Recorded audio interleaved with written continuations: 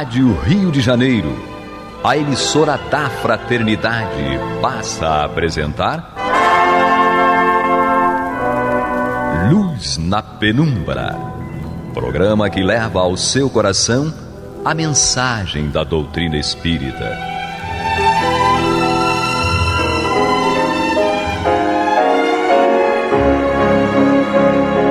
E com vocês, João Batista, para o estudo de O Livro dos Espíritos, da obra codificada por Allan Kardec. Olá, olá! Sejam todos muito bem-vindos ao estudo do Livro dos Espíritos, na versão de Evandro Noleto Bezerra. Hoje nós vamos estudar a questão 122, vamos dar sequência. Mas antes disso, vamos lá, quem vos fala é Angélica Lopes e eu estou reunida aqui com as minhas amigas e amigos, Guilhermina Galvão. Olá, muito bom estar de volta. Alessandra Garrido. Olá, ouvintes, paz e bem para todos nós. E Astênio. Cada dia é uma página nova no livro da nossa vida. Que Jesus abençoe o nosso estudo de hoje, pois nós vamos falar sobre coisas muito interessantes que chama a atenção de todos nós. E para dar início à questão 122, eu vou convocar a nossa professora, nossa mestra Alessandra Garrido. Ih, que responsabilidade, hein? Essa apresentação aí traz responsabilidade. Mas vamos lá. Questão 122, Kardec pergunta: como podem os espíritos em sua origem, quando ainda não têm consciência de si mesmos, ter a consciência de escolher entre o bem e o mal? Há neles um princípio, uma tendência qualquer que os leve mais para um caminho do que para outro? E os nossos espíritos superiores respondem: o livre-arbítrio se desenvolve à medida que o espírito adquire a consciência de si mesmo. Já não haveria liberdade se a escolha fosse determinada por uma causa independente da vontade do espírito. A causa não está nele, mas fora dele, nas influências a que cede em virtude da sua livre vontade. Essa é a grande figura da queda do homem e do pecado original. Uns cederam à tentação, outros resistiram. Então, né, o ponto de partida é o mesmo, de todos nós. Mas as escolhas são diferentes. E à medida que vamos tomando mais consciência de quem somos, mais responsabilidade teremos por cada escolha. Isso é muito importante deixar claro, né? Que essa responsabilização ela vai de acordo com o nível de consciência. Tanto que na pergunta Kardec indaga, né? Quando ainda não tem consciência de si mesmo. Agora eu pergunto a vocês, nós já temos plena consciência de nós mesmos? Né? Só para botar uma pulga atrás da orelha para a gente pensar em que estágio estamos da evolução. Muito difícil responder, né? Em que estágio absoluto cada um está. A gente não tem condição de responder nem de nós mesmos, fará do outro. A gente quer julgar o outro, né? Então, assim, estamos em estágios diferenciados.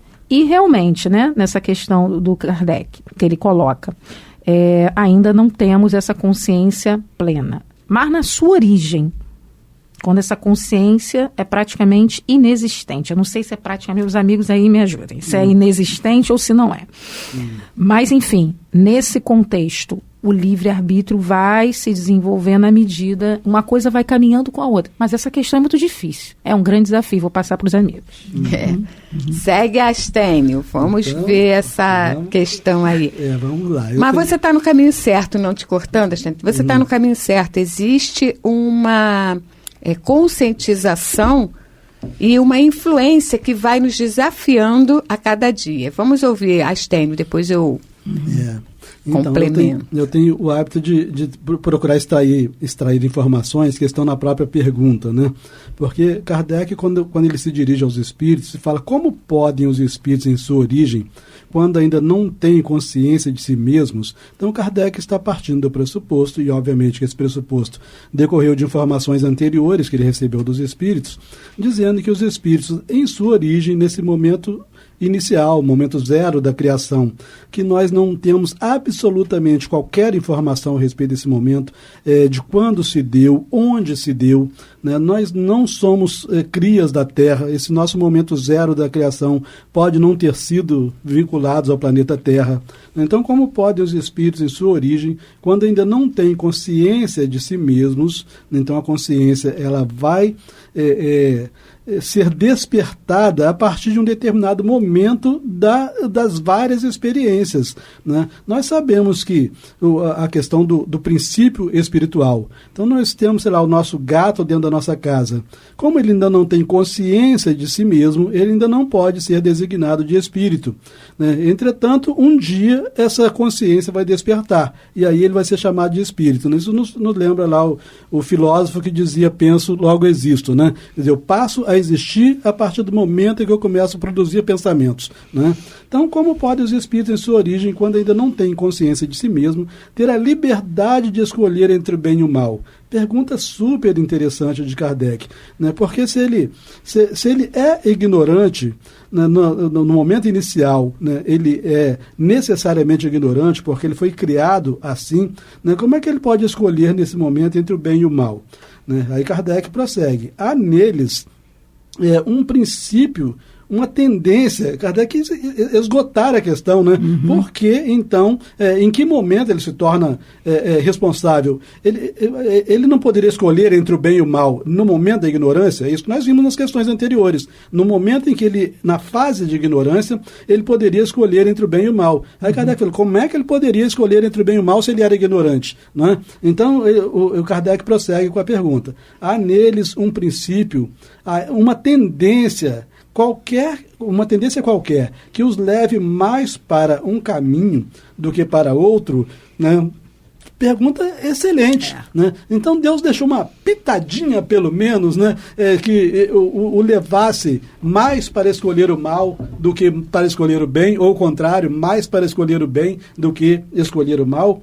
E aí os espíritos, né, deram até uma resposta um pouquinho mais longa, né, como acontece sempre nas questões muito complicadas, né? Então eles falam assim, o livre-arbítrio se desenvolve à medida que o espírito adquire a consciência de si mesmo. Então, a consciência de si mesmo, ela surge antes de surgir o livre-arbítrio. Então, quando falamos do gato ainda há pouco, o gato tem consciência de si mesmo, ele sabe que ele é ele e os outros são os outros, né? Então, essa fase de saber que você é você e que os outros são os outros, só vai surgir ao longo da eternidade, não é? Então, o livre-arbítrio se desenvolve à medida que o espírito adquire a consciência de si mesmo.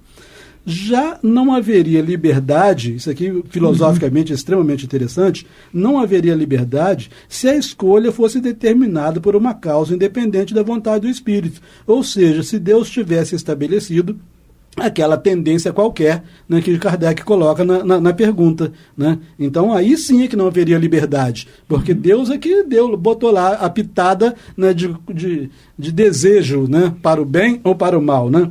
A causa não está nele, a causa da má escolha, né, não está nele, mas fora dele, nas influências a que cede, quer dizer, não foi Deus que colocou a causa de escolher o bem ou o mal, não foi Deus que colocou, mas fora dele existem essas influências, né, naquilo que, nos diversos objetos da sua experiência, pessoas, coisas, enfim, a causa não está nele, mas fora dele, nas influências a que cede em virtude da sua livre vontade, né? Enquanto, mas é interessante, né? Porque se ele vai seguir um ponto ou outro, ele fez escolha, né? Pois é um paradoxo, né? Vontade, mas, gente, se ele não tem livre-arbítrio, como é que fica?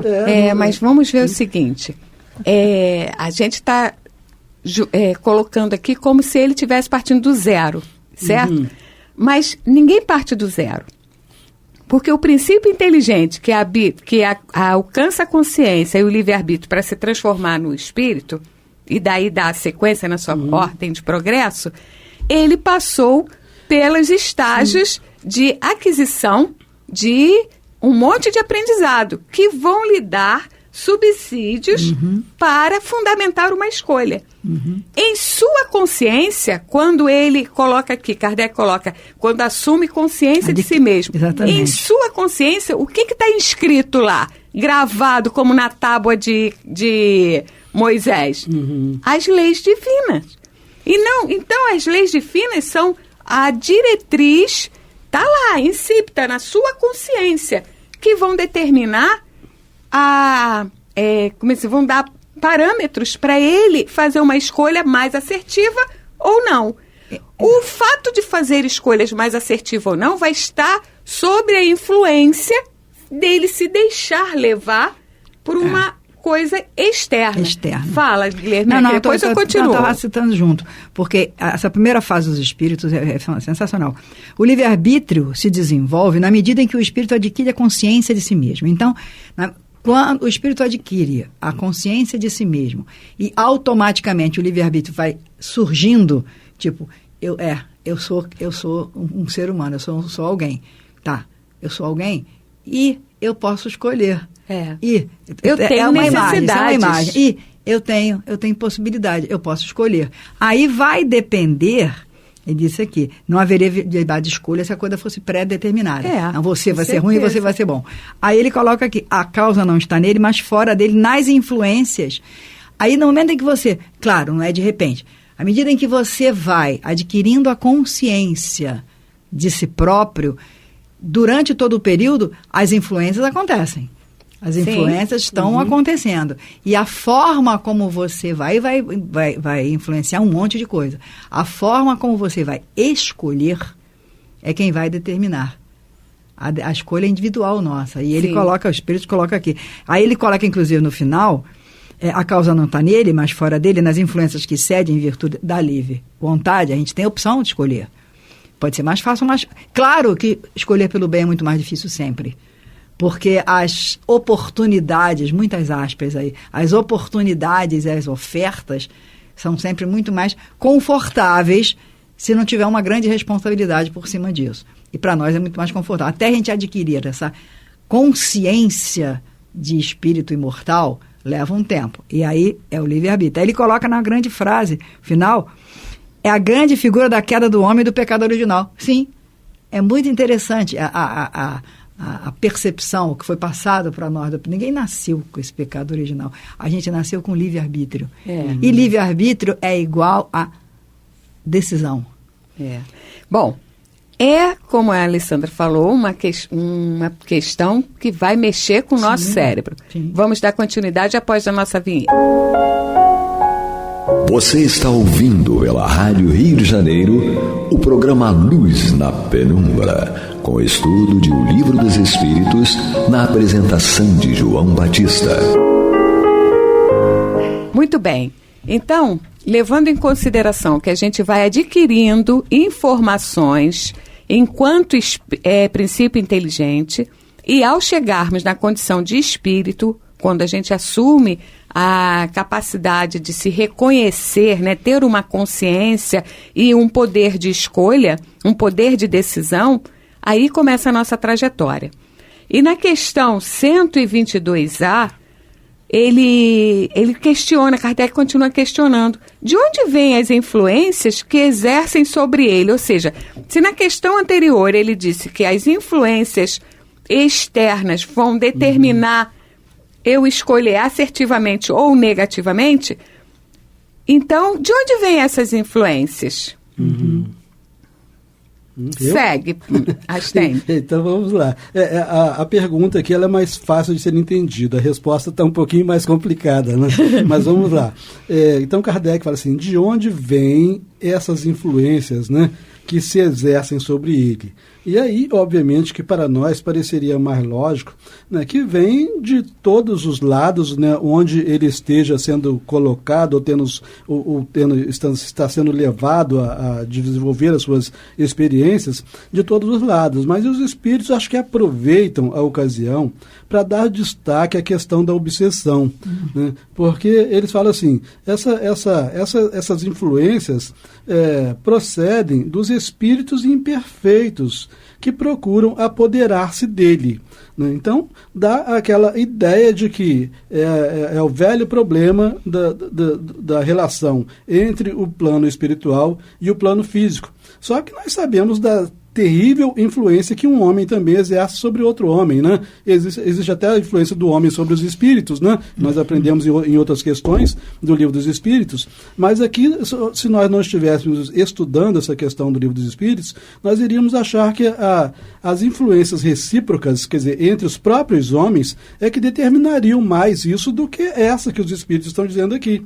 Quer dizer assim, dos espíritos imperfeitos que procuram apoderar-se dele, dominá-lo e que se sentem felizes por fazê-lo sucumbir.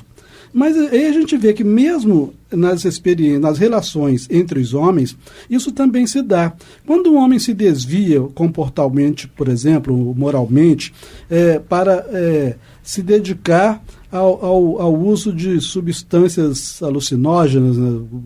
Enfim, uso de drogas, porque é uma tragédia na evolução do espírito, né? Ele sempre recebe a influência de um companheiro, né? De um familiar, né? De alguém no plano físico. Mas o que os espíritos estão chamando a atenção aqui é que, no fundo, ambos estão sob a influência de espíritos imperfeitos, né? Então, o espírito, nos momentos em que ele não está encarnado, se ele é imperfeito, ele se dedica muito a chamar os outros para as imperfeições, né? E aí eles concluem a resposta dizendo assim, foi o que se quis simbolizar, portanto é um símbolo, né, com a figura de Satanás, que a igreja tanto reforça no dia a dia, né? Que o Satanás é responsável, né, por todas as nossas quedas, inclusive imitando os próprios anjos, né? Quer dizer, dá um poder ao Satanás a ponto de ele poder realizar curas e tudo. E fica difícil para a gente saber quando que uma cura está sendo feita pelos espíritos superiores ou quando está sendo feita pelo Satanás, porque a igreja dá o mesmo poder a Satanás e ao Espírito Santo.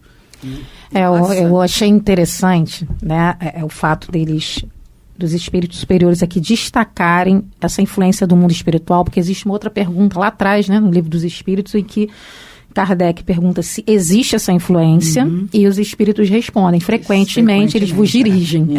Né? E aí a gente se indaga aí, por que ocorre esse processo?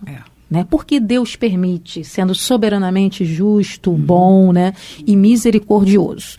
Entra a questão dos nossos defeitos, né, das nossas lacunas de aprendizado, porque são esses quesitos que vão dar material para que tal influência ocorra. Né? Eu acho muito importante destacar isso, porque aqui na resposta, né, que a Astênio leu para a gente, diz, procuram apoderar-se dele, dominá-lo e que se sente felizes por fazê-lo. Um leitor desavisado pode achar que isso é gratuito, e não é. Existe, né, um magnetismo, uma química que vai fazer com que essas entidades, irmãos nossos, que são irmãos nossos, em estado muito semelhante aos nossos, isso que é interessante, a gente coloca como se fosse um espírito muito atrasado e a gente muito evoluído. Na verdade, não.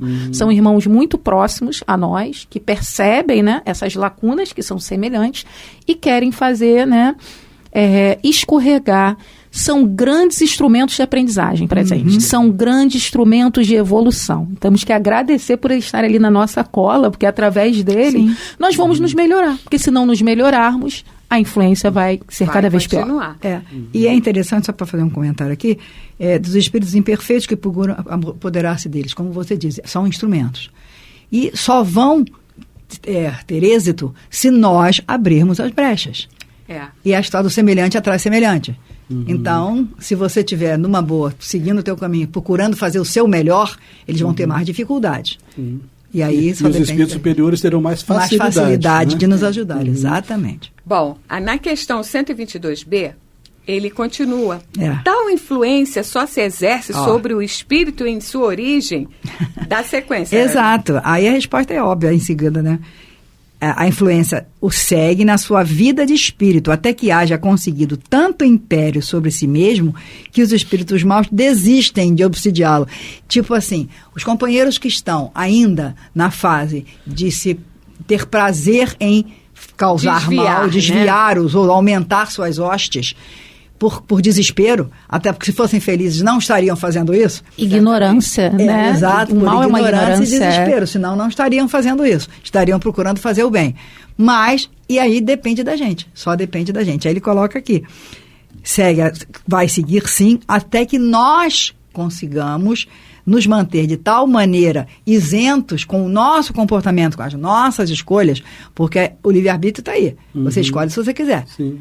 É claro que a gente sempre tem a tendência de botar a responsabilidade em alguma outra coisa. No outro, na circunstância, nas faltas de oportunidade, etc. Só que quando você acorda, quando você abre o olho e toma consciência que o dia começou, você está ganhando um presente.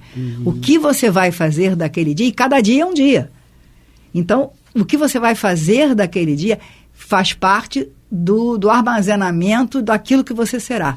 Isso, e essa resposta é fantástica, porque ela nos coloca, né, o caminho. Exato. Tanto para quem está sendo obsediado como quem está obsediando. Qual é a solução? Autoconhecimento. Porque quem está, né, tentando perturbar o outro, está achando que está sendo feliz, na verdade ele está na ignorância. Porque se ele soubesse a felicidade que o espera no caminho do bem, ele mudaria completamente a rota.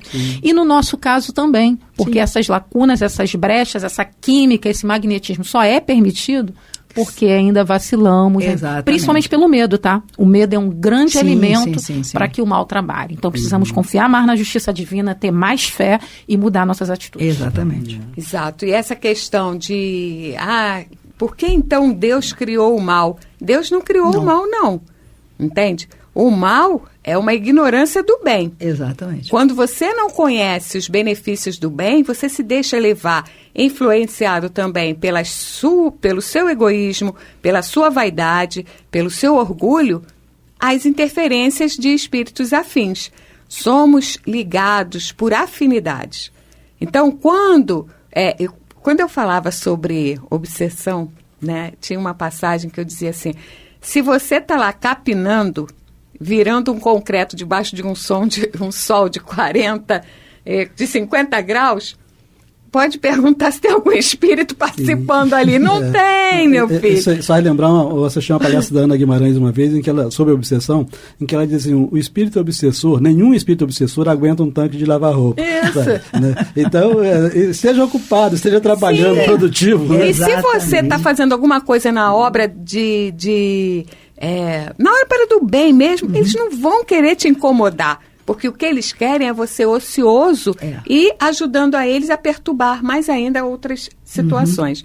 Então, o processo de aprendizado, o processo de você usar todas as suas experiências, faz com que você dê um passo à frente a cada dia, como Guilhermina colocou, a cada presente que você recebe. E que nós somos um contínuo no processo evolutivo. A gente não parte do nada, a gente parte de subsídios que já estão inscritos na nossa consciência a partir das experiências anteriores à condição humana.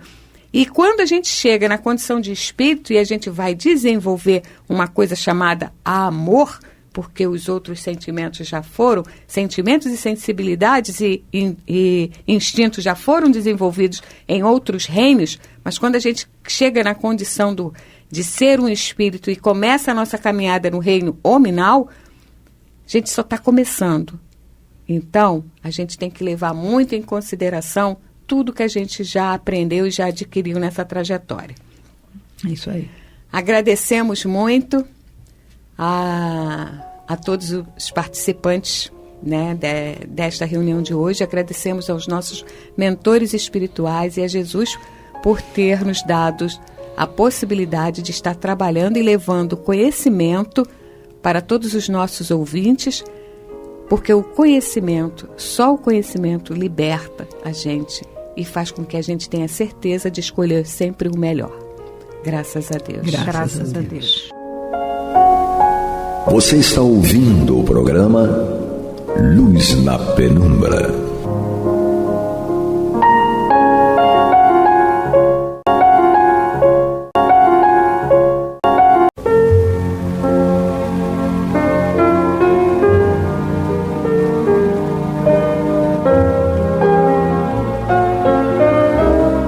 A Rádio Rio de Janeiro está levando ao seu lar e ao seu coração a mensagem consoladora da doutrina espírita, através do programa Luz na Penumbra.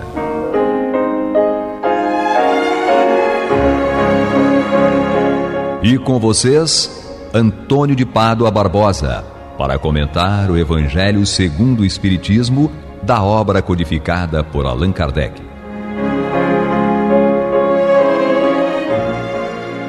Muito boa noite. Estamos aqui mais uma vez dando continuidade ao programa Luz na Penumbra, no qual cabe-nos comentar o Evangelho segundo o Espiritismo de Allan Kardec. Nós estamos encerrando seu capítulo 18, muitos os chamados, poucos os escolhidos. E seria o item 16, reconhece-se o cristão pelas suas obras. Então vamos ver o que nos diz aqui o Espírito Simeão, que nos mandou esta mensagem em Bordeaux, 1863. Isso eu acho interessante para nos elucidar bem qual é realmente o dever do cristão. Quando o cristão mostra que realmente é cristão. Pelo título, está dizendo aqui que os cristãos são reconhecidos pelas suas obras. Vamos ver o que nos diz aqui o irmão Simeão.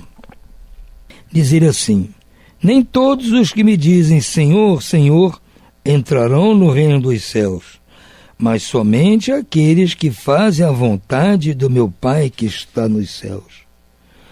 Escutai essa palavra do Mestre, todos vós que repelis a doutrina espírita como obra do demônio. Abri os ouvidos, que é chegado o momento de ouvir. Será bastante estar a serviço do Senhor para ser um fiel servidor seu? Bastará dizer, sou cristão, para que alguém seja um servidor do Cristo? Procurai os verdadeiros cristãos e os reconhecereis pelas suas obras. Uma árvore boa não pode dar maus frutos, nem uma árvore má pode dar frutos bons. Toda árvore que não dá bons frutos é cortada e lançada ao fogo.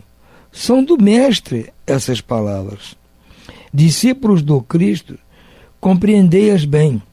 Quais são os frutos que se deve dar à árvore do cristianismo? Árvore possante, cujos ramos frondosos cobrem com a sua sombra uma parte do mundo, mas que ainda não abrigam todos os que haverão de agrupar-se em torno dela. Os frutos da árvore da vida são frutos de vida, de esperança, de fé. O cristianismo, tal como fizeram há muitos séculos, continua a pregar essas virtudes divinas. Esforça-se por espalhar seus frutos, mas com poucos os colhem. A árvore é sempre boa, mas os jardineiros são maus. Quiseram adaptar as suas ideias, modelá-la de acordo com as suas necessidades.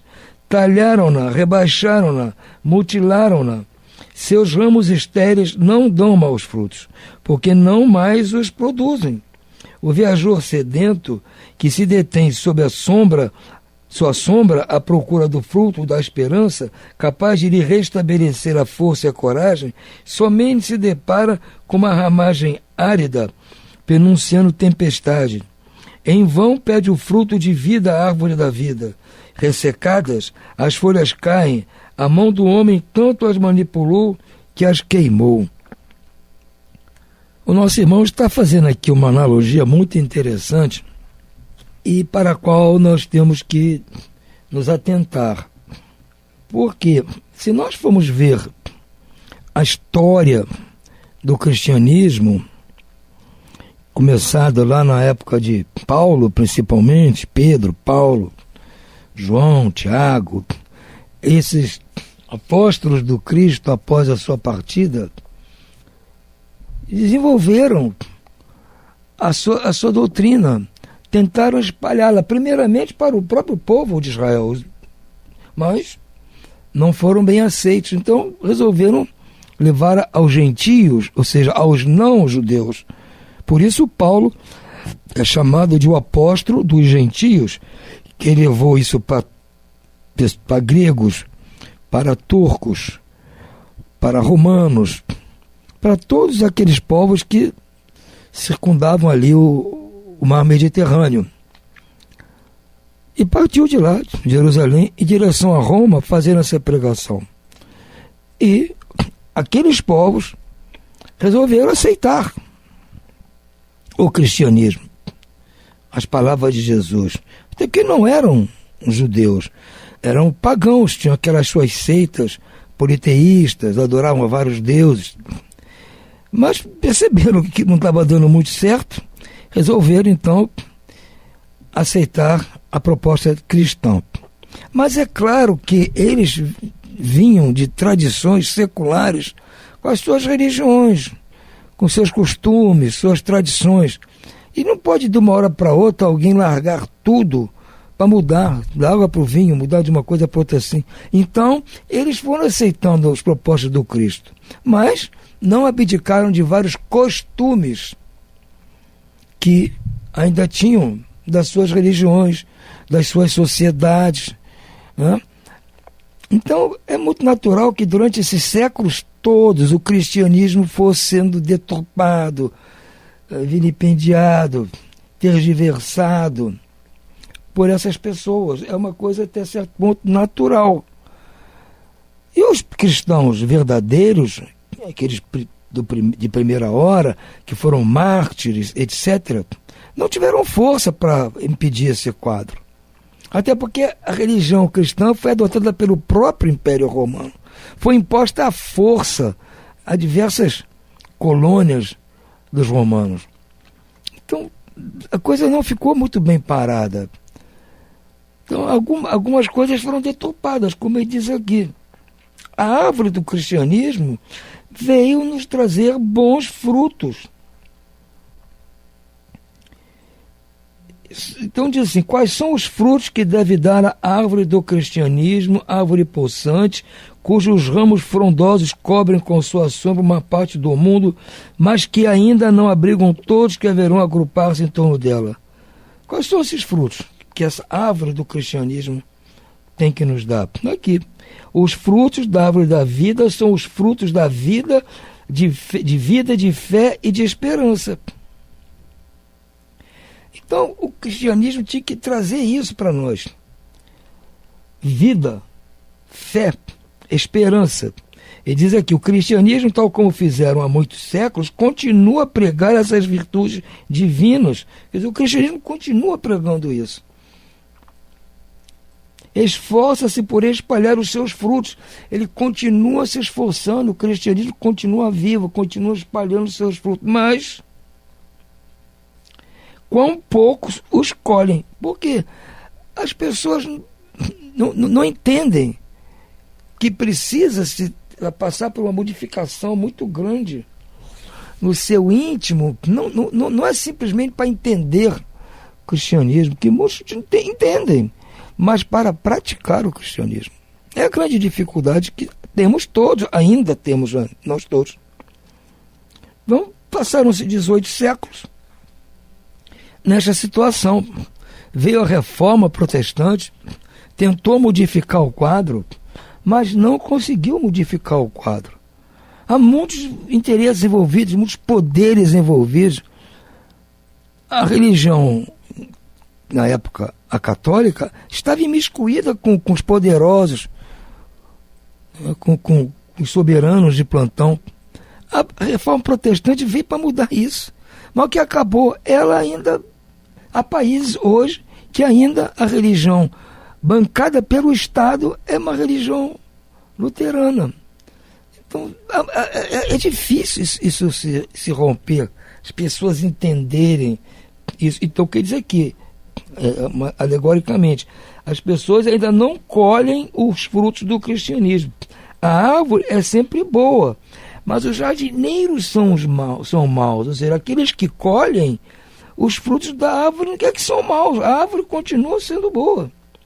O que nós fizemos, nós os jardineiros, os coletores dos frutos da árvore? Nós quisemos adaptar a árvore e, consequentemente, seus frutos às nossas ideias, modelá-la de acordo com as nossas necessidades, baseadas nas nossas tradições, nos nossos gostos, nas nossas manias. Ninguém queria mudar seus hábitos para atender os frutos desta árvore. Era tentativa de mudar os frutos da árvore para adaptá-lo às nossas conveniências, às nossas manias. Talharam-na, rebaixaram-na, mutilaram-na.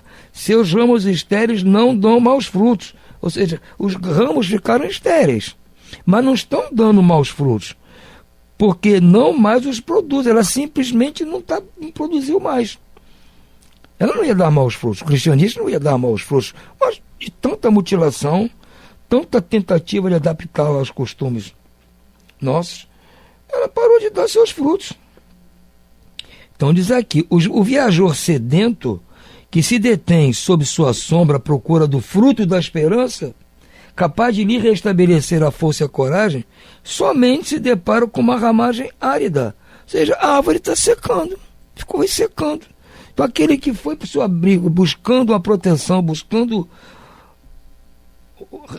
refazer suas esperanças, para ganhar força e coragem para seguir adiante, só encontrou uma ramagem seca, árida, que anunciava a tempestade pela frente.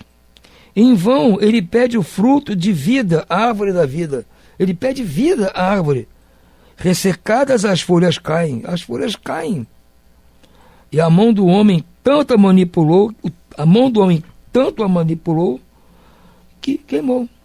Então deixaram a árvore, como se diz aí, em petição de miséria.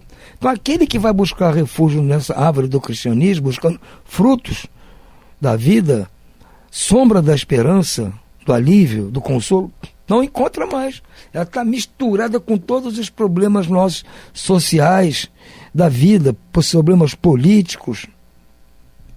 Então deturparam tudo. Esse é o quadro que o Espiritismo encontrou à época de Kardec. Infelizmente, nós temos que admitir que não mudou muito não, gente. Mas o Espiritismo veio, mesmo assim veio deixar a sua mensagem.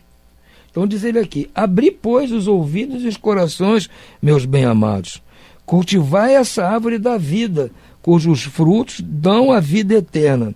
Aquele que as plantou vos convida a tratá-la com amor, de modo a poderdes vê-la dando frutos divinos em abundância. Conservai-a tal como Cristo vos entregou, não a mutileis. Ele quer estender a sua sombra imensa sobre o universo. Não lhe corteis os galhos. Seus frutos benfazejos caem abundantes para alimentar o viajor sedento que deseja alcançar o fim da jornada. Não amontoeis esses frutos para os armazenar e deixar apodrecer, a fim de que não sirvam a ninguém. Muitos são chamados e poucos os escolhidos. É que há monopolizadores do pão da vida, como os há do pão material. Não sejais do número deles. A árvore que dá bons frutos deve distribuí-los para todos. E depois procurar os que estão famintos, levá-los para debaixo da copa da árvore. Partilhai com eles do abrigo que ela oferece. Não se colhem uvas nos espinheiros. Meus amigos, afastai-vos dos que vos chamam para vos apresentar as sarças do caminho. Segui os que vos conduzem à sombra da árvore da vida. O que está chamando a atenção aqui? Que nós não devemos dar ouvidos e nossos corações indevidamente a quem não está cantando aquela canção melodiosa do cristianismo. Nós temos que cuidar dessa árvore, protegê-la, se possível, espalhar seus frutos. Ele diz assim, conservai a árvore tal como Cristo vos entregou, não a mutileis. Ele quer estender a sua sombra imensa sobre o universo. Não lhe corteis os galhos. Ou seja, nós temos que tentar ser puros ao máximo, manter a pureza do cristianismo, da árvore do cristianismo. Os seus frutos benfazejos, ou seja, os frutos do cristianismo, caem abundantes para alimentar o viajor sedento que deseja alcançar o fim da jornada. Então, desta árvore do cristianismo caem os frutos sedentos, que pode aliviar a sede e a fome do viajor cansado.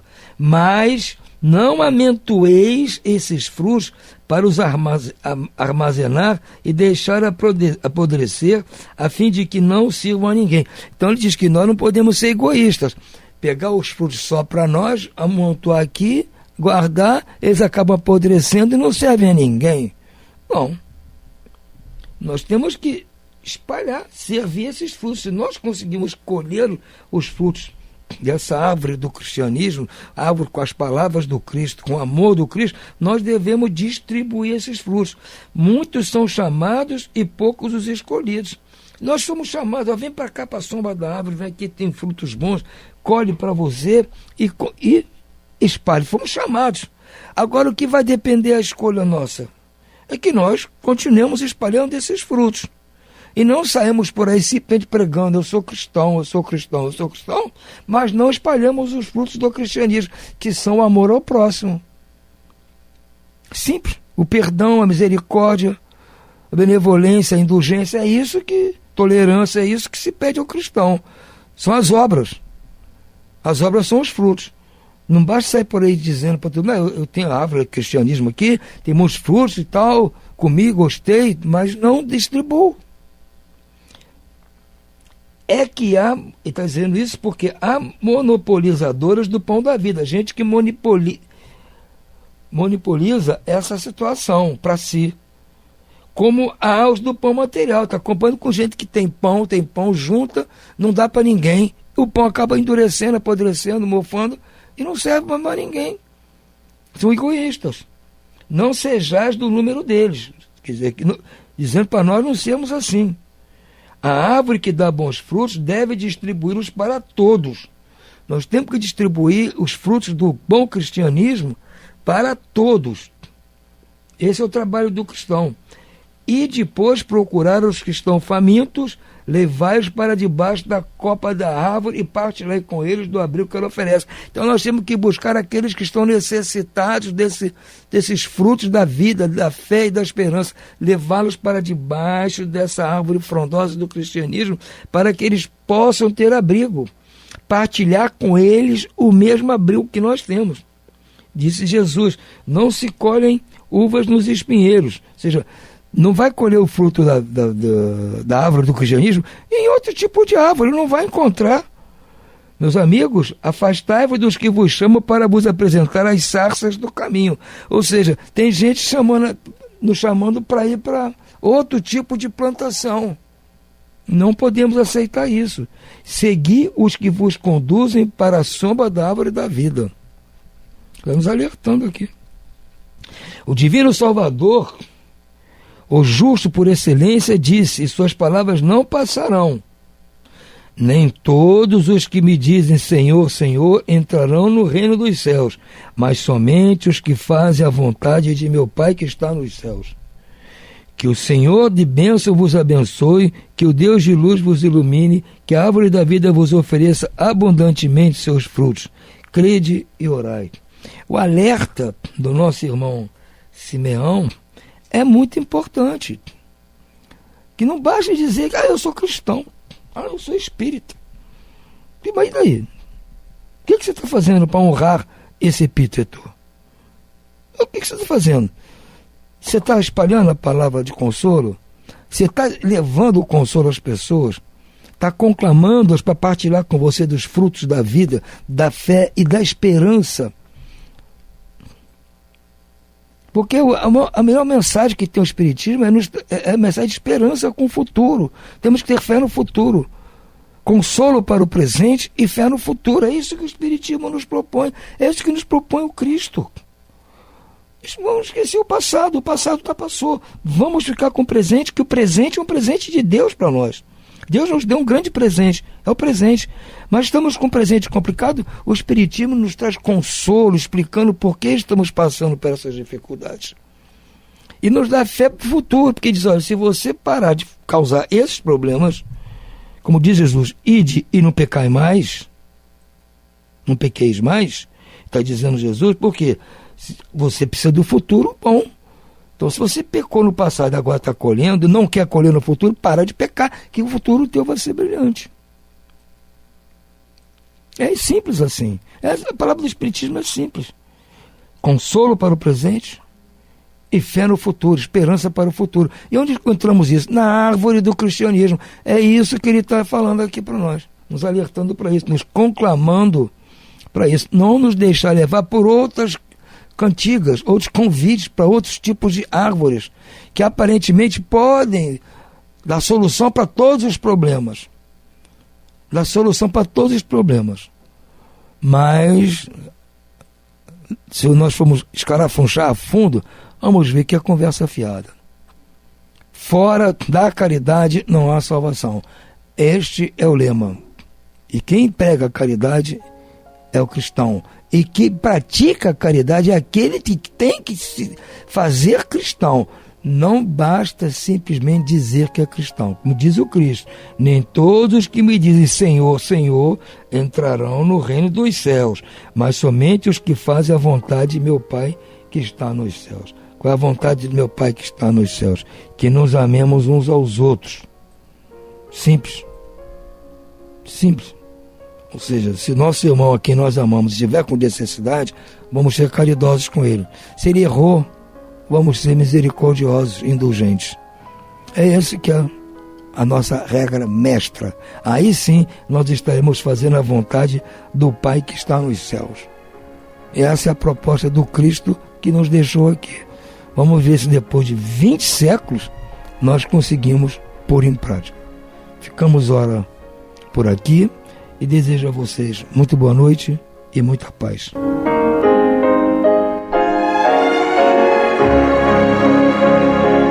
E vamos ouvir agora a prece de encerramento de nosso programa, na voz de Geraldo de Aquino. Jesus, dá-nos coragem para a luta, piedade para os insultos e misericórdia para as injustiças e ingratidões. Limpa nossa alma de inveja e ambições mesquinhas, de ódio e de vingança o nosso caminho. E que dentro em pouco, ao recolher-nos de novo ao calor do nosso leito, para que o sono nos dê a paz e o esquecimento das tristezas humanas, possamos sentir, Senhor, no mais íntimo de nosso ser, a doçura indefinível do Teu amor e a grandeza incomparável da Tua divina presença. Que assim seja.